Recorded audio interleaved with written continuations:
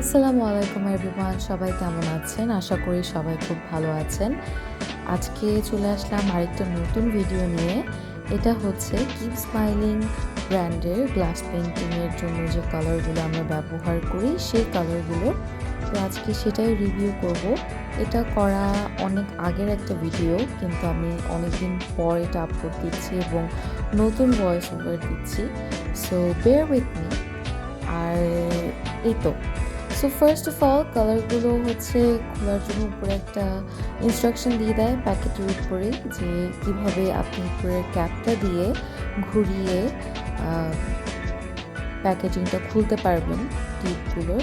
But আমার তেমন একটা পছন্দ হয়নি, বিকজ তখন উপরের ক্যাপটা ময়লা হয়ে যায় আর সেটা দেখতে একদমই ভালো লাগে না। অ্যান্ড আপনারা জানেন, আমরা যারা পেন্টিং করি তাদের ওসিডি বলে একটা জিনিস আছে, সব কিছু সুন্দর একটু টিপটপ থাকা চাই, তাই না?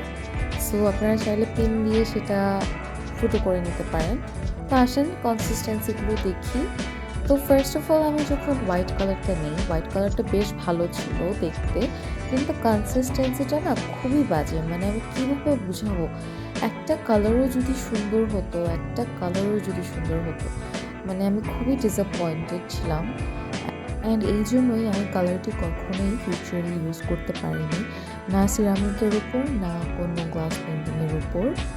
তো এই যে এখন আমি আপনাদেরকে দেখাচ্ছি কালারগুলোর কনসিস্টেন্সি এবং এদের পিগমেন্টেশনগুলো। পিগমেন্টেশন মোটামুটি ভালো ছিল কয়েকটা কালারের, এক্সেপ্ট ইয়েলোগুলোর। বাট মানে যে কনসিস্টেন্সিটা দরকার আমাদের গ্লাস পেন্টিংয়ের জন্য, সেটাই এখানে ছিল না, which was a very big no, যার কারণে এটা কখনোই ইউজ করা যায় না। তো এটাই আমার ফার্স্ট অ্যান্ড লাস্ট প্যাকেট ছিল। এরপর আমি এটা আর ধরিও নাই, like literally West of money. আমি রেকমেন্ড করবো আপনাদের কাউকে যেন আপনারা কেউ এটা না কিনেন, যেটা কিনলে পুরাই টাকা ওয়েস্ট। এর থেকে ভালো আপনারা ফেভিক্রিলের ওয়াটার বেসড কালার্স কিনতে পারেন।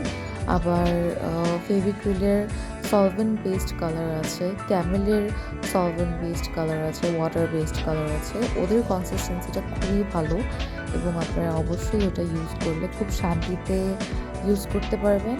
And really value for money ওগুলো কিনলে, অ্যান্ড এটা লিটারেলি ওয়েস্ট।